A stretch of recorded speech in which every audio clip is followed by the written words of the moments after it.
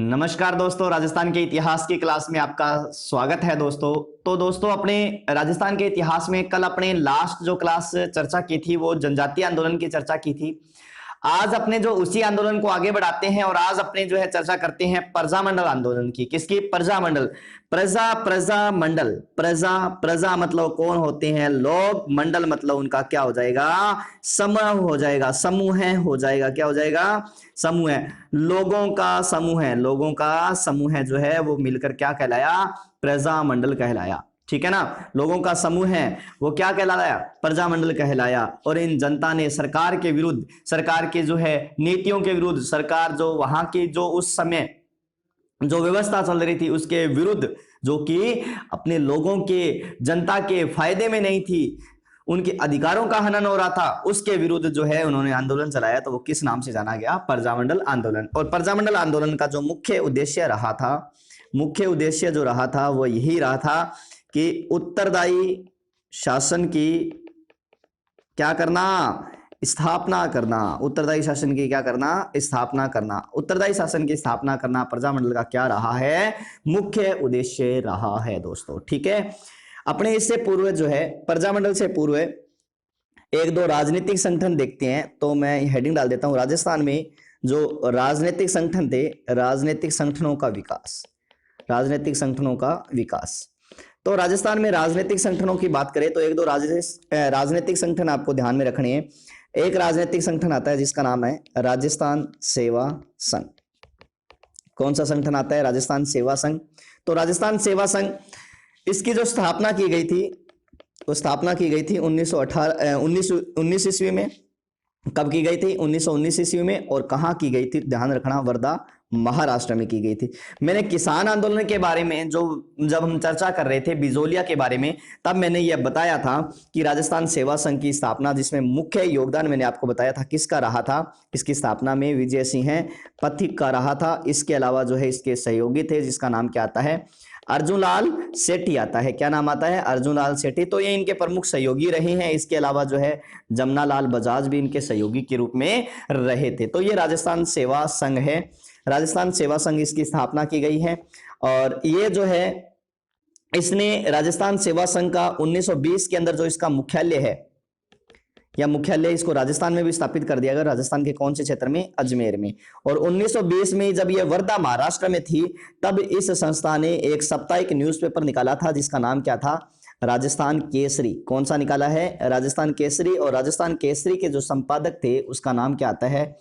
विजय सिंह पथिक आता है। क्या नाम आता है? इसके संपादक जो है विजय सिंह पथिक का नाम आता है इस दौरान। ठीक है ना? और इसके जो सहायक संपादक है उनका राम नारायण चौधरी है। और इसी राजस्थान केसरी का राजस्थान में आने के बाद इसका जो संपादन है वो संपादन किसने किया था? तो ध्यान रखना, सत्यदेव विद्यालंकार ने किया था। विद्यालंकार ने इसका जो है राजस्थान आने के बाद में इसका क्या किया है? संपादन किया है। इसके बाद में अगर हम चर्चा करें तो राजस्थान सेवा संघ का जो दूसरा समाचार पत्र निकाला गया, उसमें नाम आता है नवीन राजस्थान का। किसका आता है? नवीन राजस्थान का नाम आता है। भी राजस्थान समाचार पत्र में जो दूसरा समाचार पत्र जो है निकाला गया, उसमें किसका नाम आता है? आपके नवीन राजस्थान का नाम आता है। ठीक है ना? और ये जो नवीन राजस्थान है, सरकार की दमनात्मक जो नीतियां थी उस नीतियों के कारण इसको बंद कर दिया गया। और ये समाचार पत्र कब निकाला गया था? ध्यान रखना, 1922 के अंदर निकाला गया। कब निकाला गया? 1922 के अंदर जो है ये समाचार पत्र निकाला गया था। कौन सा? नवीन राजस्थान। ठीक है, मैंने इसके बारे में भी आपको बताया है। आपको पता होगा कि ये नवीन राजस्थान के बारे में, नवीन राजस्थान को अपडेट करके इसी का ही नाम जो है, या नवीनतम नाम से जो है नवीन राजस्थान को एक नया समाचार जो है पत्र निकाला गया है, अर्थात इसी को अपडेट कर दिया गया। उसका नाम जो रखा गया उसका नाम क्या आता है? तरुण राजस्थान आता है। क्या नाम आता है? तरुण राजस्थान। इसका संपादन जो है, इन दोनों का संपादन कहां से किया गया था? ध्यान रखना, कहां से किया गया है? अजमेर से किया गया है। कहां से किया गया है? अजमेर से। ठीक है ना? और इस तरुण राजस्थान के जो संपादक थे उसमें नाम आता है शोभालाल गुप्ता का। किसका आता है? शोभालाल गुप्ता का। ठीक है ना? और इसी तरह से नाम आता है कि साधु सीताराम दास। कौन कौन? साधु सीताराम दास ने ऊपरमाल से, प्लस एक व्यक्ति और है राम नारायण चौधरी। रामनारायण चौधरी और साधु सीताराम दास ने ऊपरमाल में, कहा, ऊपरमाल में डंको नामक हस्तलिखित समाचार पत्र निकाला। ऊपरमाल में डंको नामक हस्तलिखित समाचार पत्र निकाला था। तो ये है आपके राजस्थान सेवा संघ, स्थापना 1919, वर्धा महाराष्ट्र, विजय सिंह पथिक, अर्जुन लाल सेठी और जमनालाल बजाज के द्वारा। 1920 में इसका मुख्यालय कहां, अजमेर ले जाया गया। 20 में राजस्थान केसरी जो है, राजस्थान केसरी नवीन समाचार पत्र निकाला गया। इसके बाद में राजस्थान में आने के बाद में इसका संपादन सत्यदेव विद्यालंकार ने। दूसरा नवीन राजस्थान, और नवीन को ही अपडेट करके क्या नाम दे दिया गया, तरुण राजस्थान। इसके बाद में आता है आपके राजपूताना मध्य भारत सभा। ये दूसरी संस्था थी, राजपूताना मध्य भारत सभा। राजपूताना मध्य भारत सभा जो है, इसकी बात करें, अगर इसकी स्थापना की बात करें, स्थापना 1918 में हुई है। और कहां हुई है तो ध्यान रखना, दिल्ली के चांदनी चौक स्थित मारवाड़ी धर्मशाला में। कहां हुई है, चांदनी चौक स्थित मारवाड़ी धर्मशाला में। मारवाड़ी धर्मशाला में इसकी क्या की गई है, स्थापना की गई है। दिल्ली में चांदनी चौक स्थित मारवाड़ी धर्मशाला में इसकी क्या कर दी गई है, स्थापना की गई है, ध्यान रखना। इसका जो मुख्यालय है वो कहां बनाया गया, कौन सा क्षेत्र बनाया गया, तो कानपुर बनाया गया। लेकिन राजस्थान में इसका मुख्यालय की बात करें तो कहां बनाया गया था, अजमेर में बनाया गया था। कहां, अजमेर में। इसके संस्थापक के रूप में वही व्यक्ति आएंगे, अर्जुन लाल सेठी है, विजय सिंह पथिक, जमनालाल बजाज, ठीक है ना। ये इसके संपादक के रूप में, मतलब इस राजपूताना मध्य भारत सभा के एक तरह से स्थापना के रूप में इन व्यक्तियों का क्या आएगा, नाम आएगा। इसका जो प्रथम अधिवेशन है, इसका प्रथम अधिवेशन जो आयोजित किया गया, वो प्रथम अधिवेशन जमनालाल बजाज की अध्यक्षता में आयोजित किया गया था, ठीक है ना, प्रथम अधिवेशन।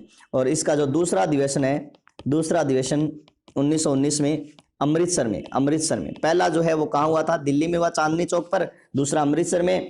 तीसरा इसका जो अधिवेशन आयोजित किया गया वो मार्च 1920 को कहां हुआ, अजमेर में। और जमनालाल बजाज ने इसकी क्या की, अध्यक्षता की। चौथा जो इसका अधिवेशन है, मतलब चौथा जो वार्षिक अधिवेशन है, आपको पता है कब होता है, दिसंबर में आयोजित होता है। दिसंबर 1920 को इसका चौथा वार्षिक अधिवेशन कहां आयोजित किया गया था, तो ध्यान रखना, कहां आयोजित किया गया, नागपुर में। तो ये राजस्थान राजपूताना मध्य भारत सभा थी, जिसकी स्थापना 1918 में दिल्ली में की गई है, चांदनी चौक नामक स्थान पर। इसका मुख्यालय कानपुर, लेकिन राजस्थान में इसका मुख्यालय कहां बनाया गया है, अजमेर में बनाया गया था। इसके अलावा तीसरी संस्था बनी थी, जिसका नाम क्या था, अखिल भारतीय देशी राज्य लोक परिषद। अखिल भारतीय देशी राज्य लोक परिषद वेरी इंपॉर्टेंट संस्था थी। इसकी जो स्थापना है, इसकी स्थापना अप्रैल में की गई थी, अप्रैल 1927 के अंदर। कहां की गई है, स्थान है जिसका नाम क्या है, बंबई में। कहां की गई है, बंबई में। इसका उद्देश्य जो है, उद्देश्य यही रखा गया कि रियासतों में उत्तरदायी शासन की स्थापना करना, उत्तरदायी शासन की स्थापना करना, रियासतों में उत्तरदायी शासन की स्थापना करना, इसका मुख्य उद्देश्य रखा गया। इसका जो प्रथम अधिवेशन आयोजित किया गया था, प्रथम अधिवेशन जो आयोजित किया गया वो कहां किया गया, कब किया गया, 17 से 18 दिसंबर 1927 ईस्वी को। कहां, बंबई में आयोजित किया गया। कहां आयोजित किया गया है, बंबई में आयोजित किया गया। लगभग 70 प्रतिनिधियों ने इस अधिवेशन में क्या लिया था, भाग लिया था, ठीक है ना, भाग लिया था। 1927 से लेकर 1944 तक इसके जितने भी अधिवेशन है सारे ब्रिटिश भारत में होते रहे। ब्रिटिश भारत, आपको पता है कि भारत दो तरह से, एक तो ब्रिटिश भारत है जिसके अंदर जो है गवर्नर जनरल का शासन था, दूसरा देशी रियासतों का भारत है जिसमें वायसराय का शासन था, ठीक है ना। तो ब्रिटिश भारत में होते रहे, लेकिन 1945 में, दिसंबर 1945 को इसका जो अधिवेशन है, इसका अधिवेशन कहां आयोजित किया गया था, ध्यान रखना। तो इसका अधिवेशन कहां आयोजित किया गया, उदयपुर में। किसकी अध्यक्षता में, पंडित जवाहरलाल नेहरू की अध्यक्षता में आयोजित किया गया। नेहरू की अध्यक्षता में क्या किया गया था, इसका अधिवेशन आयोजित किया गया था। ठीक है ना, ध्यान रखना इस बात का। तो 1945 के अंदर इसका वार्षिक अधिवेशन उदयपुर में पंडित जवाहरलाल नेहरू की अध्यक्षता में आयोजित किया गया था। वेरी इंपॉर्टेंट प्रश्न आपके लिए बन सकता है। अब प्रजामंडलों को कैसे मान्यता मिली है तो उसके बारे में थोड़ा सा चर्चा करेंगे, ध्यान रखना। तो 1938 ईस्वी में सुभाष चंद्र बोस की अध्यक्षता में, सुभाष चंद्र बोस की अध्यक्षता में हरिपुरा, हरिपुरा कहां है, गुजरात में, हरिपुरा में कांग्रेस का वार्षिक अधिवेशन हुआ। कांग्रेस का क्या हुआ, वार्षिक अधिवेशन आयोजित किया गया। कांग्रेस का वार्षिक अधिवेशन आयोजित किया गया। और जो कांग्रेस का वार्षिक अधिवेशन आयोजित किया गया था, इस वार्षिक अधिवेशन जो है वो कब 1938 में कहा, हरिपुरा में आयोजित किया गया था, ठीक है ना। और इस अधिवेशन के तहत कहा गया कि जो भारतीय राज्य हैं, जो भारतीय राज्य हैं वह भारत का क्या है, अभिन्न अंग है, भारत का अभिन्न अंग है। जो भारतीय राज्य है वो भारत का क्या है, अभिन्न अंग है। और भारतीय राज्य भारत का अभिन्न अंग है। और कांग्रेस द्वारा जो है एक तरह से जो रियासती जनता है, कांग्रेस द्वारा रियासती जनता का संघर्ष में साथ देने का निर्णय लिया। और सुभाष चंद्र बोस ने कहा कि प्रजामंडल की स्थापना की जा सकती है। और इसी समय जो है अखिल भारतीय देशी राज्य लोक परिषद के जो अध्यक्ष थे वो पंडित नेहरू ही थे। तो 1938 ईस्वी में एक तरह से प्रजामंडलों को क्या दे दी गई है, मान्यता दे दी गई है। प्रजामंडलों को भी आप प्रजामंडल स्थापित कर सकते हो और कांग्रेस भी आपका क्या देगी, इसमें सहयोग देगी। अब अपने बात आती है कि प्रजामंडलों की स्थापना,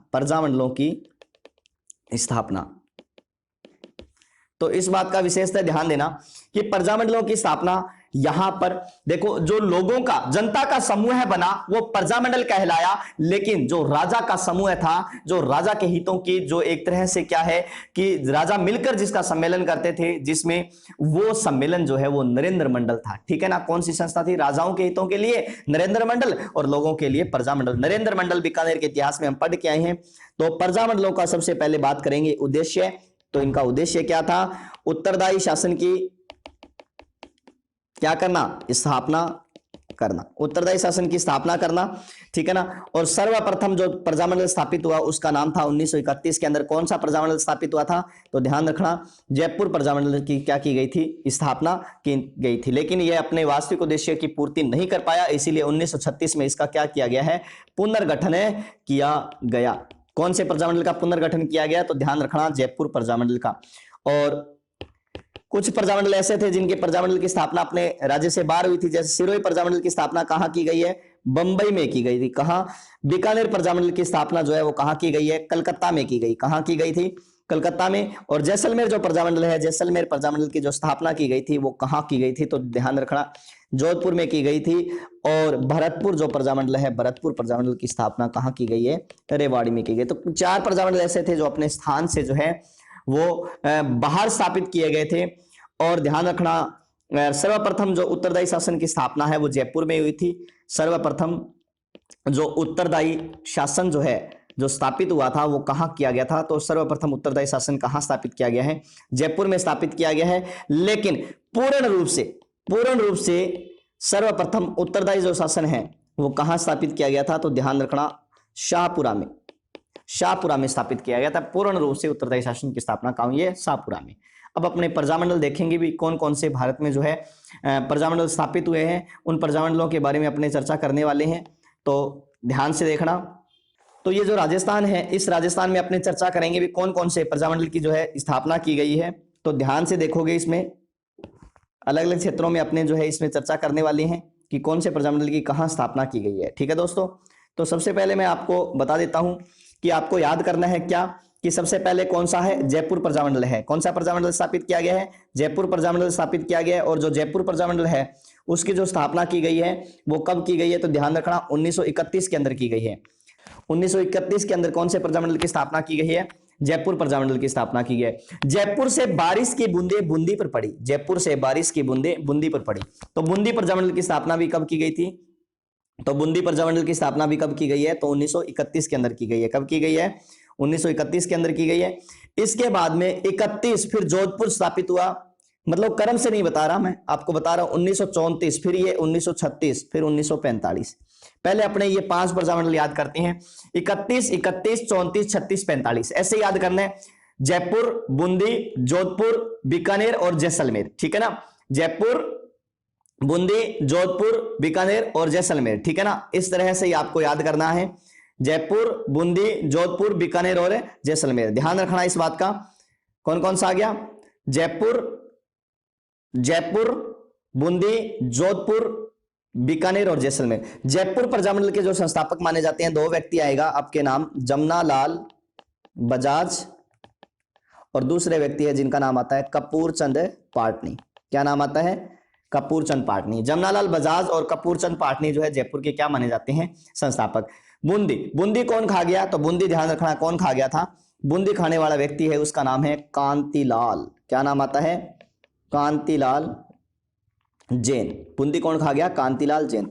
जयपुर से बारिश की बूंदे कहां पड़ी? बूंदी पर पड़ी। तो जमनालाल बजाज, कपूरचंद पाटनी जयपुर के संस्थापक। इसकी पुनः स्थापना 1936 में हुई थी और इसके बाद में 1931 में किसकी प्रजामंडल की स्थापना हो गई है आपके?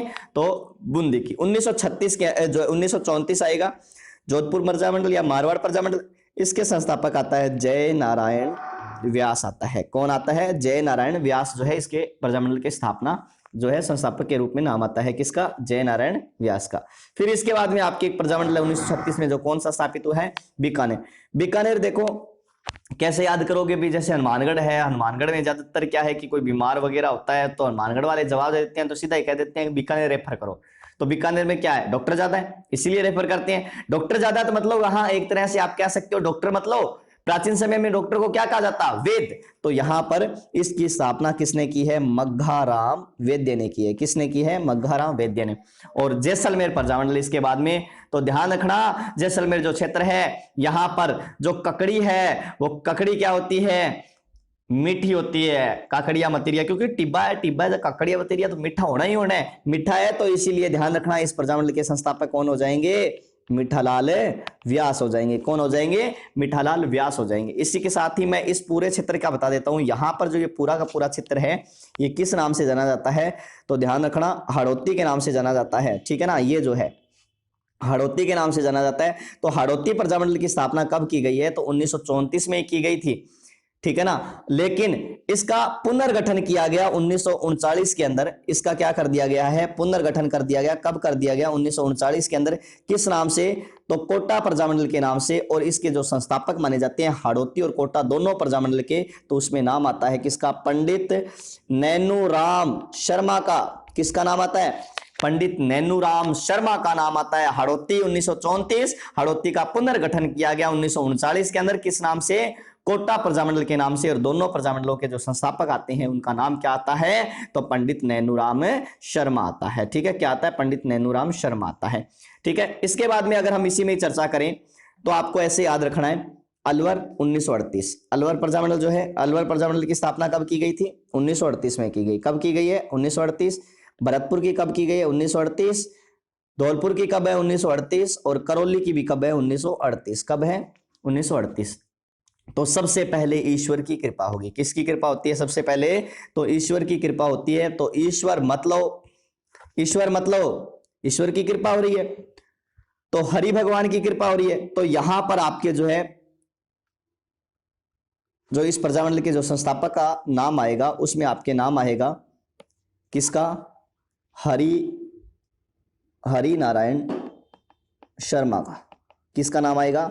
हरि नारायण शर्मा का आएगा। इसके बाद में भरतपुर, हरि ने कृष्ण के रूप में अवतार लिया, तो इस प्रजामंडल के जो संस्थापक हो जाएंगे उसका नाम क्या है? किशनलाल जोशी आएगा। क्या नाम आएगा? किशनलाल जोशी। इसके बाद में धौलपुर, धौलपुर में सबसे पहले सूर्योदय होता है। क्या होता है? सूर्य उदय होता है, तो वो क्या छोड़ता है? प्रकाश। प्रकाश मतलब ज्वाला, आग छोड़ता है। अर्थात इस प्रजामंडल के संस्थापक कौन हो गए? ज्वाला प्रसाद। कौन हो गए? ज्वाला प्रसाद जिज्ञासु हो जाएंगे। कौन से प्रजामंडल के संस्थापक है ज्वाला प्रसाद जिज्ञासु? तो धौलपुर प्रजामंडल के। इसके बाद में करौली, करौली मतलब 3 देव, हरि, किशन और ज्वाला, 3 देव हो गए, तो त्रिलोक चंद्र हो जाएगा। कौन सा लोकचंद्र? त्रिलोक चंद्र माथुर। इस प्रजामंडल के संस्थापक कौन हो गए? त्रिलोकचंद माथुर आ जाएगा। तो 38 में अलवर प्रजामंडल के संस्थापक कौन हो जाएंगे? अलवर के कौन है? तो हरिनारायण शर्मा है। 38 में किशनलाल जोशी कौन से प्रजामंडल के हैं? तो 38 में किशनलाल जोशी जो है वो कौन से प्रजामंडल के संस्थापक हो जाएंगे आपके? तो 38 में कृष्णलाल जोशी जो है वो भरतपुर प्रजामंडल के। फिर इसके बाद में आपको ध्यान रखा कि 1938 में ही जो है वो धौलपुर प्रजामंडल ज्वाला प्रसाद जिज्ञासु, और 38 के अंदर ही जो है करौली प्रजामंडल त्रिलोकचंद माथुर। कौन से माथुर है? त्रिलोकचंद माथुर जो है इस प्रजामंडल के क्या हो जाएंगे? संस्थापक माने जाएंगे। ठीक है ना। इसके बाद में आपको ध्यान रखना है, बिल्कुल सामने आना है, बिल्कुल सामने आना है। क्या करना है? बिल्कुल सामने आना है। तो सामने कैसे आओगे? देखो, तो बिल्कुल सामने से 38 के बिल्कुल सामने आना है। यहां पर एक प्रजामंडल स्थापित हुआ 1938 में, जिसका नाम क्या था? शाहपुरा प्रजामंडल। कौन सा प्रजामंडल है? शाहपुरा प्रजामंडल। और यहां पर 38 के बाद में आपको पता है कौन सा आता है? 1939 आता है। 38 के बाद में 39। तो ये जो प्रजामंडल है, इस प्रजामंडल का नाम क्या है? किशनगढ़ प्रजामंडल है। यहां पर क्या नाम आता है? इसका नाम तो है किशनगढ़। कौन सा है? किशनगढ़ प्रजामंडल है। और ये कौन सा हो जाएगा? तो शाहपुरा प्रजामंडल हो जाएगा। कौन सा प्रजामंडल हो जाएगा? शाहपुरा प्रजामंडल हो जाएगा। ये किशनगढ़ और ये कौन सा हो जाएगा? शाहपुरा प्रजामंडल हो जाएगा। तो अब इस बात का विशेष ध्यान रखना कि किशनगढ़ और शाहपुरा, जो शाहपुरा प्रजामंडल है, इस शाहपुरा प्रजामंडल के जो संस्थापक है उसमें आपके नाम आता है किसका? तो शाहपुरा प्रजामंडल जो है, इस शाहपुरा प्रजामंडल के जो संस्थापक है उसमें नाम आता है आपके, किसका नाम आता है शाहपुरा प्रजामंडल में? तो शाहपुरा प्रजामंडल में नाम आता है आपके रमेश चंद्र ओझा का। किसका? रमेश चंद्र ओझा का नाम आता है। किसका नाम आता है? रमेश चंद्र ओझा। कौन से प्रजामंडल के संस्थापक है? शाहपुरा। और ये कौन सा है? किशनगढ़। किशनगढ़ मतलब यहां पर भी कौन है? कांतिलाल है। लेकिन ये कांतिलाल जिसने चौथ का व्रत रखा था, इस कांतिलाल ने किसका व्रत रखा है? चौथ का। इसीलिए कांतिलाल चौथानी, कांतिलाल चौथानी जिसने कौन से प्रजामंडल की स्थापना की है? किशनगढ़ प्रजामंडल की क्या की है? स्थापना की है। कौन से प्रजामंडल की? किशनगढ़ प्रजामंडल की क्या की है? स्थापना की है। तो इस बात का विशेष ध्यान रखोगे। अगर हम आगे चर्चा करें तो आगे ध्यान रखना कि ये जो प्रजामंडल है 38 फिर 39 किशनगढ़, 38 में शाहपुरा, फिर 1938 के अंदर मेवाड़ प्रजामंडल। कौन सा प्रजामंडल? मेवाड़। क्योंकि आपके नक्शा याद होना बहुत जरूरी है। इसके बाद में फिर 39 कौन सा? सिरोही प्रजामंडल। कौन सा है? सिरोही प्रजामंडल है। तो इस बात का ध्यान रखना। 38 में अंदर जो है मेवाड़ के गांधी के रूप में किसका नाम आता है? तो मेवाड़ के गांधी है जिसका नाम क्या है? माणिक्यलाल वर्मा। कौन से वर्मा?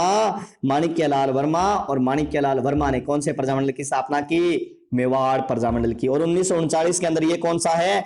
सिरोही है। तो सिरोही का थोड़ा सा प्रश्न आप यहां ध्यान रखोगे कि जो सिरोही है, इस सिरोही प्रजामंडल पहले स्थापित हुआ तो पहले 1934 में हुआ था। और कहां हुआ था? ध्यान रखना, बंबई में। कहां हुआ है?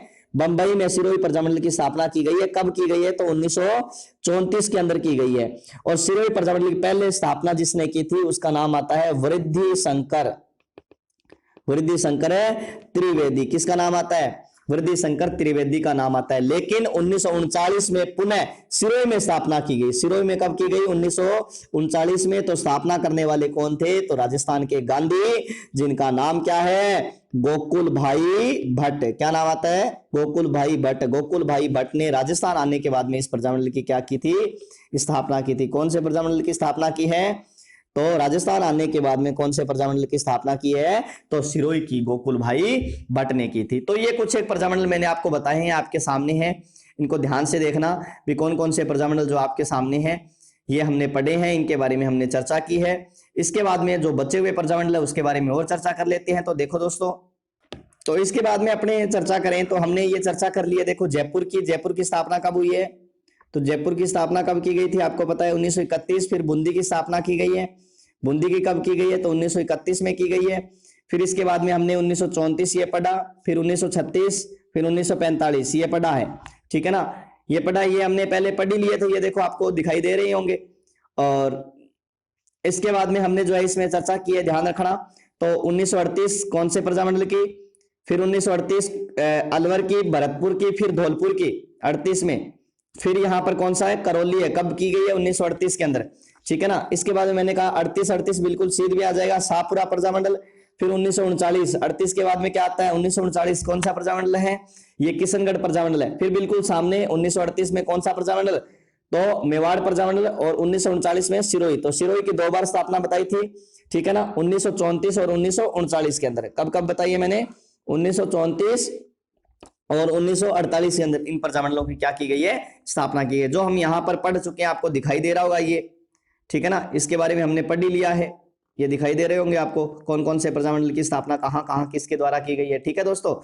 इसके बाद में जो है महत्वपूर्ण बात इसके बाद में आपको ध्यान रखनी है, ये जो प्रजामंडल है, यह प्रजामंडल डूंगरपुर, इसकी स्थापना 1944 में। फिर बांसवाड़ा 45, फिर ये 1945 कौन सा है, प्रतापगढ़ प्रजामंडल है। प्रतापगढ़ के बाद में आपके यहां पर आता है फिर 1945 कौन सा प्रजामंडल है, तो सॉरी 46 कौन सा है, झालावाड़ प्रजामंडल है, झालावाड़ प्रजामंडल। और यहां पर एक प्रजामंडल और स्थापित हुआ जिसका नाम क्या था, कुशलगढ़ प्रजामंडल। कौन सा है, कुशलगढ़ प्रजामंडल। और इसकी स्थापना कब की गई, 1942 के अंदर की गई। कब की गई है, 1942 के अंदर इस प्रजामंडल की क्या की गई है, स्थापना की गई। तो इस बात का विशेषता ध्यान रखना, ठीक है ना, 1942 में इस प्रजामंडल की क्या की गई थी, स्थापना की गई थी।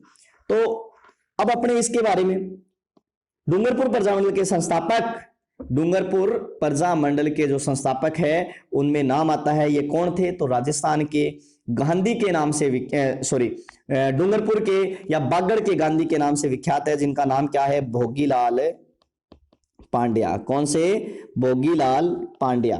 तो भोगीलाल पांड्या ने इस प्रजामंडल की स्थापना की है। किसने की है, भोगीलाल पांड्या ने। कौन से प्रजामंडल की, डूंगरपुर प्रजामंडल की। इसके बाद में कौन सा आता है आपके, बांसवाड़ा प्रजामंडल आता है। बांसवाड़ा प्रजामंडल जो है, बांसवाड़ा प्रजामंडल के जो संस्थापक आते हैं उनका नाम आता है भूपेंद्रनाथ त्रिवेदी। क्या नाम आता है, भूपेंद्रनाथ त्रिवेदी, ठीक है ना, भूपेंद्रनाथ त्रिवेदी। कैसे कुशलगढ़, कैसे कोला, कोला में फेमस भंवरलाल निगम, ठीक है ना, कुशलगढ़ प्रजामंडल के संस्थापक कौन हो जाएंगे, भंवरलाल निगम है। इसके बाद में डूंगरपुर के भोगीलाल पांड्या, बांसवाड़ा के भूपेंद्रनाथ त्रिवेदी, कुशलगढ़ के भंवरलाल निगम, प्रतापगढ़, प्रतापगढ़ मतलब हीरे की खान है, हीरा मिल गया, अमृत मिल गया। क्या मिल गया, अमृत मिल गया। तो अमृतलाल पायक, अमृतलाल पायक कौन से प्रजामंडल के संस्थापक हो जाएंगे आपके, जो है प्रतापगढ़ प्रजामंडल के। और यह है झालावाड़, झालावाड़ बहुत दूर है, तो दूर वाले को आवाज लगानी पड़ेगी, क्या कहना पड़ेगा, ओ मांगिया। क्या कहना पड़ेगा, ओ मांगिया। तो इसका जो संस्थापक है कौन है, मांगीलाल भव्य है। कौन है, मांगीलाल भव्य है। तो ये जो बचे हुए प्रजामंडल मैंने आपको बता दिए। इसके अलावा मैंने आपको बताया था कि भरतपुर प्रजामंडल की स्थापना कहाँ हुई है, रेवाड़ी में हुई है। बीकानेर के प्रजामंडल की स्थापना कहाँ हुई है, कलकत्ता में हुई है। जैसलमेर प्रजामंडल की स्थापना कहाँ हुई है, तो जोधपुर में हुई है। सिरोही प्रजामंडल की 34वें स्थापना वर्दी शंकर त्रिवेदी के द्वारा कहाँ की गई थी, तो बंबई में की गई थी। कहाँ की गई, बंबई में। तो ये अलग अलग प्रजामंडलों के संस्थापक के रूप में, स्थापना के रूप में हमने देखा है। अब अपने एक एक प्रजामंडल की चर्चा करेंगे भी, एक एक प्रजामंडल को पढ़ेंगे भी। जयपुर जो है वो उसकी स्थापना कब हुई, 7-8 जो मेन है, सभी नहीं पढ़ने, 7-8 मेन है, उनके बारे में चर्चा करेंगे, ठीक है दोस्तों। तो सबसे पहले मैं हेडिंग डालता हूं जिसका नाम है जयपुर प्रजामंडल। कौन सा प्रजामंडल है, जयपुर प्रजामंडल है। सबसे पहले अपने कौन सा प्रजामंडल की चर्चा करेंगे, जयपुर प्रजामंडल की चर्चा करने वाले हैं। तो जयपुर प्रजामंडल सबसे पहले बात करेंगे। तो सबसे पहले यहां से प्रश्न बनेंगे, जयपुर में जन जागृति का श्रेय, जन जागृति का श्रेय, जिसमें नाम आता है आपकी किसका, अर्जुन लाल सेठी का। किसका नाम आता है, अर्जुन लाल सेठी का, ठीक है ना। और अर्जुन लाल सेठी एक तरह से अपने जीवन का ही इन्होंने बलिदान दे दिया था। अर्थात इन्होंने कहा था कि मेरी मां रोती है तो रोती रहे, ठीक है, सॉरी, इन्होंने कहा था कि अर्जुन लाल नौकरी करेगा तो देश को अंग्रेजों से, या मतलब इस देश को अंग्रेजों से कौन बचाएगा, ठीक है ना। तो ये अर्जुन लाल सेठी थे, इसीलिए जीवन का बलिदान दिया, इसीलिए इनको क्या कहा जाता है, राजस्थान का दधीची कहा जाता है, राजस्थान का दधीची कहा जाता है, ठीक है ना। जयपुर में देखो अलग अलग बातें पढ़नी है अपने। 1905 में जयपुर के अंदर क्या हुआ, जयपुर में जैन शिक्षा प्रचारक समिति की स्थापना की गई। प्रचारक समिति की स्थापना की गई 1905 में जयपुर में, जिसका जो मुख्य उद्देश्य रखा गया, उसका उद्देश्य था क्रांतिकारी तैयार करना। क्रांतिकारी तैयार करना इसका क्या है, इसकी स्थापना का मुख्य उद्देश्य था, ठीक है ना। और इसके जो गुरु थे मतलब जो क्रांतिकारी तैयार करते थे, शिक्षा देते थे, उसका नाम आता है विष्णु दत्त। क्या नाम आता है? विष्णु दत्त। इसी जैन शिक्षा प्रचारक समिति के तहत या तत्वाधान हेतु जो है वर्धमान विद्यालय, वर्धमान विद्यालय, वर्धमान छात्रावास, वर्धमान छात्रावास, वर्धमान पुस्तकालय, वर्धमान पुस्तकालय, ये खोले गए थे। वर्धमान विद्यालय, वर्धमान छात्रावास, वर्धमान पुस्तकालय जो है इस जैन शिक्षा प्रचारक समिति के तहत खोले गए थे। ठीक है ना। 1907 के अंदर इसी जैन शिक्षा प्रचारक समिति को जैन शिक्षा सोसाइटी के नाम से कहां भेज दिया गया? अजमेर भेज दिया गया, अजमेर स्थानांतरित कर दिया। और 1908 में इसे पुनः संस्था को कहां ले आया गया? जयपुर ले आया गया। और जैन वर्धमान पाठशाला के नाम से, किस नाम से? जैन वर्धमान पाठशाला के नाम से कहां लाया गया? जयपुर में लाया गया। तो इसके बाद में चर्चा करें तो 1922 में जयपुर में हिंदी को राजभाषा बनाने हेतु, राजभाषा बनाने हेतु क्या चलाया गया था? आंदोलन चलाया गया। ठीक है, जयपुर में राजभाषा बनाने हेतु आंदोलन चलाया गया। 1925 में अजमेर में, कहां पर? अजमेर में चरखा संघ की स्थापना की गई। किसी स्थापना? चरखा संघ की क्या की गई है? स्थापना की गई। वेरी इंपॉर्टेंट प्रश्न आपको याद रखना है। और 1927 ईस्वी में चरखा संघ के संस्थापक कौन है? जमनालाल बजाज। ठीक है ना। 1927 ईस्वी में जमनालाल बजाज ने इस चरखा संघ को जो है अजमेर से, अजमेर टू कहां भेज दिया गया? जयपुर स्थानांतरित कर दिया। जयपुर, अजमेर से कहां भेज दिया गया? इसको जयपुर भेज दिया गया 27 के अंदर। और इसके बाद में आता है 1931 ईस्वी में जयपुर प्रजामंडल की क्या की गई है? स्थापना की गई है। और जयपुर प्रजामंडल की जो स्थापना की गई थी वह कहां की गई थी? तो फतेह टिब्बा जयपुर में की गई। फतेह टिब्बा जयपुर में की गई है। ठीक है ना। और इसके जो अध्यक्ष थे उसमें नाम आता है कपूरचंद पाटनी का। कपूरचंद पाटनी की अध्यक्षता में इस प्रजामंडल की क्या की गई है? स्थापना की गई है। ये ज्यादा प्रभावी नहीं रह सका, इसीलिए 1936 में इसे क्या किया गया? पुनर्गठित किया गया। 1936 में इसे पुनर्गठित किया गया, अर्थात इसका पुनर्गठन कर दिया गया 1936 ईस्वी के अंदर। और इस समय जो अध्यक्ष बने थे, और पुनर्गठन किसके द्वारा किया गया? जमनालाल बजाज के द्वारा। लेकिन अध्यक्ष जो बनाए गए थे, अध्यक्ष जो बने थे उसमें नाम आता है चिरंजी लाल मिश्र का। जो एडवोकेट थे इनका जो है नाम आता है चिरंजी लाल मिश्र का। ये पुनर्स्थापित किया गया था। ठीक है ना। और इसके बाद में बात करें तो इस प्रजामंडल ने 1937 में प्रजामंडल द्वारा कार्य प्रारंभ किया गया। और 1938 में क्या हुआ? 9 मई 1938 को बजाज की अध्यक्षता में, जमनालाल बजाज की अध्यक्षता में प्रजामंडल का प्रथम अधिवेशन आयोजित हुआ। प्रथम अधिवेशन क्या किया गया? आयोजित किया गया। जमनालाल बजाज की अध्यक्षता में प्रथम अधिवेशन आयोजित किया गया। और इस अधिवेशन में ध्यान रखना, इस अधिवेशन में किसने? तो इस अधिवेशन में कस्तूरबा गांधी ने क्या लिया था? भाग लिया था। ठीक है, इस अधिवेशन में कस्तूरबा गांधी ने भाग लिया। आई बात समझ में। और 1939 को इसी प्रजामंडल को क्या कर दिया गया? गैर कानूनी घोषित किया। प्रमुख नेताओं को क्या कर दिया? गिरफ्तार कर दिया। लेकिन ध्यान रखना, इसी समय गांधी जी ने कहा था, गांधी जी ने क्या कहा? गांधी जी ने कहा, जमनालाल बजाज को जब गिरफ्तार किया तो गांधी जी ने कहा कि सेठ जमनालाल के बंदी बनाए जाने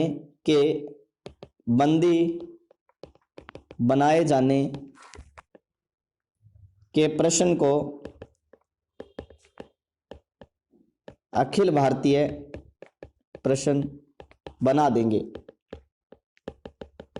क्या कर देंगे? अखिल भारतीय प्रश्न बना देंगे। सेठ जमनालाल के बंदी बनाए जाने के प्रश्न को हम अखिल भारतीय प्रश्न बना देंगे। किसने कहा था? गांधी जी ने कहा था। ठीक है ना। इसके बाद में बताते हैं कि सत्याग्रह चलता रहा लगातार। महिला सत्याग्रह में भी योगदान रहा किसका? दुर्गा देवी का।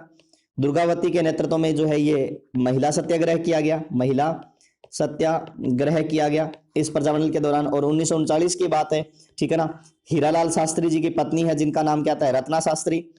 रत्ना शास्त्री भी जो है इस दौरान प्रजामंडल के दौरान क्या हुई? गिरफ्तारी दी थी इन्होंने। क्या दी थी? गिरफ्तारी दी थी। और 12 मार्च 1939 को हीरालाल शास्त्री ने, किसने? हीरालाल शास्त्री ने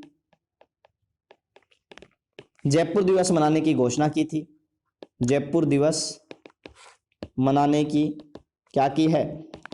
घोषणा की है, ठीक है। 1940 में क्या हुआ? 1940 में प्रजामंडल के जो अध्यक्ष बने, प्रजामंडल के अध्यक्ष जो बने वो बने थे कौन? हीरालाल शास्त्री बने। कौन बने? हीरालाल शास्त्री इस प्रजामंडल के क्या बने? जयपुर के अध्यक्ष बनाए गए। और अब क्या हुआ? यहां पर एक बहुत महत्वपूर्ण जेंटलमैन एग्रीमेंट। जेंटलमैन एग्रीमेंट कब हुआ है? 17 सितंबर 1942 को जेंटलमैन एग्रीमेंट हुआ। मतलब इसको कहा जाता है भद्र पुरुषों के मध्य समझौता, ठीक है ना। किस किस के बीच में? मिर्जा इस्माइल जो जयपुर के प्रधानमंत्री थे प्लस हीरालाल शास्त्री। मिर्जा इस्माइल और हीरालाल शास्त्री के बीच में कौन सा हुआ है? जेंटलमैन एग्रीमेंट हुआ है। कौन सा हुआ है? जेंटलमैन एग्रीमेंट, समझौता हुआ। इस समझौते की जो शर्तें रखी गई, शर्तों में प्रमुखतः नाम आता है कि राज्य सरकार जो है, राज्य सरकार भविष्य में अंग्रेजों की मदद नहीं करेगा। अंग्रेजों की मदद नहीं करेगा। प्रजामंडल युद्ध के विरोध में शांतिपूर्ण अभियान चला सकती है। शांतिपूर्ण अभियान चला सकती है, ठीक है ना। प्रजामंडल को कांग्रेस का झंडा फहराने का अधिकार होगा। फहराने का अधिकार होगा। राज्य द्वारा जनता को उत्तरदायी शासन देने के लिए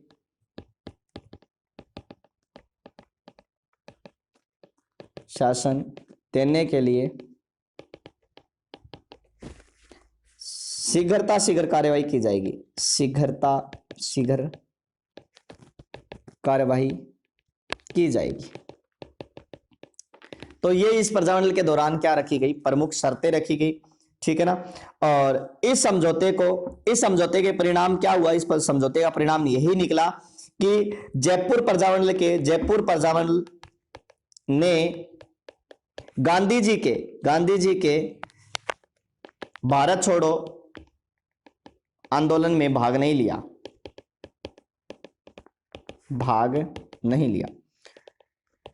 तो ये बात विशेष से ध्यान रखना कि महात्मा गांधी जी के भारत छोड़ो आंदोलन में भाग नहीं लिया, इसीलिए इस प्रजामंडल के कुछ नेता जो है इसका विरोध करने लगे और विरोध इतना बढ़ गया कि इन्होंने अपना एक नया ही संघ बना लिया जिसका नाम क्या था? आजाद मोर्चा। तो आजाद मोर्चा कब बनाया? 1942 के अंदर। क्यों बनाया गया? क्योंकि जब ये हीरालाल शास्त्री ने बात कही कि हम भारत छोड़ो आंदोलन में भाग नहीं लेंगे तो लोग उनसे नाराज हो गए। नाराज हुए, परिणामतः प्रजामंडल के दो टुकड़े कर दिए गए, एक प्रजामंडल के रूप में और एक दूसरा किस रूप में? आजाद मोर्चे के रूप में, ठीक है। जेंटलमैन एग्रीमेंट समझौते का विरोध करते हुए प्रजामंडल के कुछ सदस्य थे जिसमें नाम आता है बाबा हरिश्चंद्र, वह दूसरा नाम आता है किसका? रामकरण जोशी। इनके नेतृत्व में जो है आजाद मोर्चे का क्या किया गया? गठन किया गया था। कब? 1942 में, ठीक है ना। और इनका उद्देश्य रखा गया कि जो जनता है, रियासती जनता है, उस रियासती जनता को राष्ट्रीय गतिविधियों से जोड़ना, इसका क्या रखा गया है? उद्देश्य रखा गया है, ठीक है ना। तो ध्यान रखना।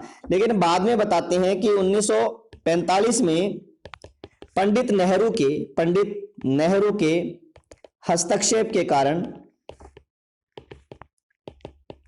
आजाद मोर्चे का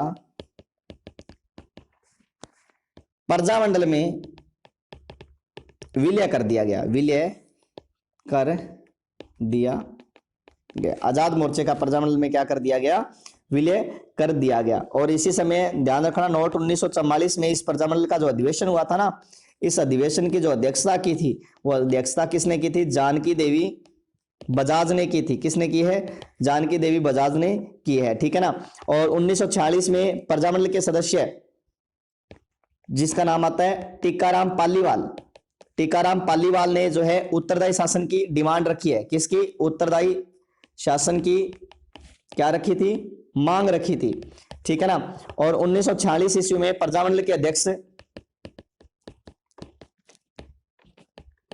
देवी शंकर तिवारी को राज्य मंत्रिमंडल में शामिल कर लिया गया। राज्य मंत्रिमंडल में क्या कर लिया गया, शामिल कर लिया गया। और इसी तरह से जयपुर राजस्थान का प्रथम राज्य बना जिसमें गैर सरकारी, जिसके मंत्रिमंडल में गैर सरकारी सदस्य की नियुक्ति हुई है। अब जयपुर में जब गैर सरकारी सदस्य की नियुक्ति कर दी गई तो उसके बाद में यह प्रजामंडल जो है एक तरह से प्रभावी कम रह गया, क्योंकि मेन चीज यही थी कि उत्तरदायी शासन की स्थापना करना। अब उत्तरदायी शासन में जैसे मान लो कि कांग्रेस है, बीजेपी है, ठीक है ना। अब कांग्रेस क्या है कि जैसे अपने राज्य में उत्तरदायी शासन की स्थापना करना चाहती है, लेकिन वहां मंत्रिमंडल जो बात करें, मंत्रिमंडल में सारे के सारे बीजेपी के सदस्य, कांग्रेस के सदस्य है ही नहीं, तो किस तरह से जो है कांग्रेस की बातों को जो है उस मंत्रिमंडल में माना जाएगा, तो ऐसा नहीं होगा। इसीलिए उत्तरदायी शासन की स्थापना में प्रजामंडल के उसमें सदस्य को होना बहुत जरूरी था। 1948 में वैसे पहले सदस्य देवी शंकर तिवारी थे, दूसरे जो बने थे उसमें नाम आता है दौलतमल भंडारी, ये दूसरे सदस्य थे गैर सरकारी जो इसमें शामिल कर लिए गए। और 1948 में जयपुर महाराजा की ओर से जो जयपुर के दीवान थे वीटी कृष्णामाचारी, क्या नाम आता है, वीटी कृष्णामाचारी, इन्होंने किसकी घोषणा कर दी, तो ध्यान रखना संवैधानिक सुधारों की घोषणा कर दी। वीटी कृष्णामाचारी ने संवैधानिक सुधारों की घोषणा कर दी गई। और 30 मार्च 1949 को जयपुर का